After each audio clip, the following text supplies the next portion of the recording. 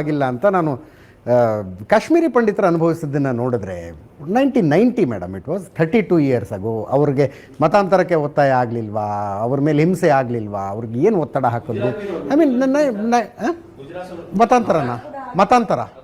ಮತಾಂತರದ ವಿಷಯ ಮಾತಾಡ್ತೀನಿ. ಅರ್ಥ ಆಯ್ತು ಅನ್ಸುತ್ತೆ ಇದೀವಿ ಸರ್, ಒತ್ತಾಯ ಪೂರ್ವಕ ಮತಾಂತರದಲ್ಲಿ. ಹೌದ್ರಿ, ನೀವು ನೋಡಿ ಅವ್ರು ಕೇಳಿದ್ದು ಒಳ್ಳೇದಾಯಿತು. ಗೋಧ್ರಾದಲ್ಲಿ ಅಯೋಧ್ಯೆಗೆ ಹೋಗಿ ಬರ್ತಿದ್ದಂಥ ಕರಸೇವಕರನ್ನ ಪೆಟ್ರೋಲ್ ಹಾಕಿ ಜೀವಂತವಾಗಿ ಸುಡ್ತಾರೆ.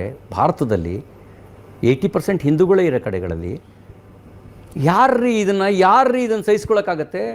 ಯಾರು ಸಹಿಸ್ಕೊಳಕ್ ಚಾನ್ಸೇ ಇಲ್ಲ. No way. ಸುಟ್ಟಲ್ಲ ಸರ್, ನಾವು ಬದುಕಿರೋರ್ನ ನಾವು ಅಬ್ದುಲ್ ವಿತಂಡವಾದಗಳ ಬೇಡ. ನಾನು ಆವಾಗಿಂದ ನೋಡಿ, ಬಹಳ ಬುದ್ಧಿವಂತಿಕೆಯಿಂದ ಕೆಲವ್ರನ್ನ ನೀವು ಡಿಬೇಟ್ ಮಾಡ್ತೀರಿ. ಅದು ಪಾಕಿಸ್ತಾನದಲ್ಲಾಗೋದು ಅಂದರೆ ಪಾಕಿಸ್ತಾನ ಅವರ ಮನಸ್ಥಿತಿಗೆ, ನಾನು ಹೇಳೋದು ಅವ್ರ ಮನಸ್ಥಿತಿಗೆ ಸೇಫ್ ಜಾಗ. ಅಲ್ಲಿ ಅಫ್ಘಾನಿಸ್ತಾನದಲ್ಲಾಗೋದು, ಅದು ಕಾಶ್ಮೀರದಲ್ಲಾಗೋದು. ಇಲ್ಲಿ ನಾವು ಇದನ್ನು ಹಮಾರ ಮುಲ್ಕ್ ಹೇ, ನಾವಿಲ್ಲಿ ಅಣ್ಣ ತಮ್ಮದರಂಗಿರ್ತೀವಿ ಅಂತ ಹೇಳಿ. ಆದರೆ ಅಲ್ಲಿ ಮಾಡೋದು ಕೂಡ ಇಸ್ಲಾಂ ಹೆಸರಿನಲ್ಲಿ, ಅಲ್ಲಿ ಮಾಡೋದು ಕೂಡ ಕುರಾನ್ ಹೆಸರಿನಲ್ಲಿ, ಅಲ್ಲಿ ಮಾಡೋದು ಕೂಡ ಪೈಗಂಬರ್ ಹೇಳಿದ್ದಾರೆ ಅಂತ ಅದು ನಮಗೆ ಭಯ ಹುಟ್ಟಿಸೋದು ಅಲ್ರಿ. ಅವ್ರಿಗೇನಂದ್ರೆ ಅಲ್ಲಿಯ ಪೈಗಂಬರ್ ಬೇರೆ, ಅಲ್ಲಿಯ ಕುರಾನ್ ಬೇರೆ, ಅಲ್ಲಿಯ ಇಸ್ಲಾಂ ಬೇರೆ ಅಂತ ನೀವು ಹೇಳಿದ್ರೆ ಏನ್ರಿ ಅದು ಮಾತಾಡೋದು? ಏನ್ ಮಾತಾಡ್ತಾರ್ರಿ? ಯಾವನ್ರಿ ಅವನು? ನಮಗೆ ಸ್ವಾಭಿಮಾನ ಇದೆ.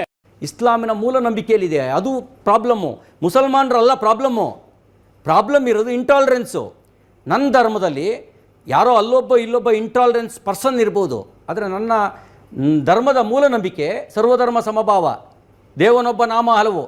ಹೇಳಿ ನೀವು ನೋಡೋಣ, ದೇವನೊಬ್ಬ ನಾಮ ಹಲವು ಅಂತ ಜಗಳನೇ ಇರಲ್ಲ ಜಗತ್ತಿನಲ್ಲಿ. ಒಂದು ಪತ್ವ ಹೊಡಿಸಿ, ಯಾವ ಬೋಳಿ ಮಗನಿಗೆ ಅರ್ಥವಾಗುತ್ತದೆ?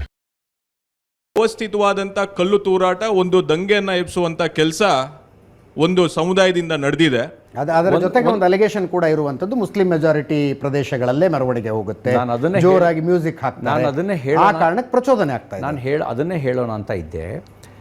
ಈ ಗಲಭೆ ಆಗಿರುವ 90% ಜಾಗಗಳು ಮುಸ್ಲಿಂ ಮೆಜಾರಿಟಿ ಏರಿಯಾಗಳು.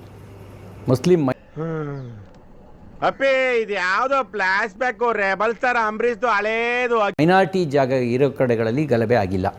ಈ ದೇಶದಲ್ಲಿ ಎಷ್ಟು % ಹಿಂದೂಗಳಿದ್ದಾರೆ? 80 ಅಂತ ಇಟ್ಕೊಳ್ಳಿ. ಮತ್ತೆ ಭೇಟಿಯಾಗೋಣ. ನಮಸ್ಕಾರ.